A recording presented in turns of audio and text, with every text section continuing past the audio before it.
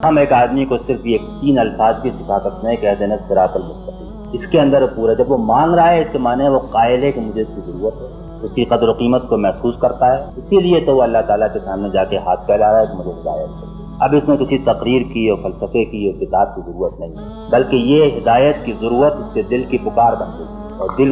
کی صدا بن گئی اور وہ زبان کے اوپر آ گئی۔ آپ دیکھیں گے قرآن مجید میں اکثر جگہ بہت ساری عظیم چیزوں کی تعلیم دعا کے پیرائے میں، سورہ بقرہ کا آخری حصہ دیکھیں، آپ سورہ آل عمران کا آخری حصہ دیکھیں کہ آپ اتنی تفسیر کریں، تشریح کریں، تدبر کریں، غور کریں، ہر دعا کے ہر لفظ میں کسی چیز کی تعلیم ہے۔ اسے مانگنا نہیں ہے بلکہ اس بات کی تعلیم ہے کہ یہ تمہاری ضرورت ہونی چاہیے، یہ تمہاری پیاس بننی چاہیے، اس کے لیے طلب اور تڑپ ہونی چاہیے، امنگ ہونی چاہیے اور اسی کے لیے کام کرنا چاہیے۔ اللہ تعالیٰ سے اگر ہم جنت طلب کرتے ہیں اس سے معنی ہے کہ جنت کی پیاس کی طلب، اس کی طلب بھی دل کے اندر ہونی چاہیے۔ اس سے اگر ہم صبر مانگتے ہیں، توکل مانگتے ہیں، رضا مانگتے ہیں، اس کی محبت طلب کرتے ہیں تو یہ دراصل اس بات کی تعلیم ہی ہے کہ یہ وہ چیزیں ہیں دراصل جن کی طلب تمہارے دل کے اندر ہو، جن کی پیاس ہو، جن کو حاصل کرنے کے لیے تم کوشش کرو۔ تو دعا ایک طریقے سے رجوع اللہ، اللہ کی طرف انابت اور نسبت کا ذریعہ بھی ہے، اور دعا تعلیم کا اور ان اقدار کا اور ویلوز کا اور ان کیفیات اور صفات کو اخذ کرنے کا ذریعہ بھی ہے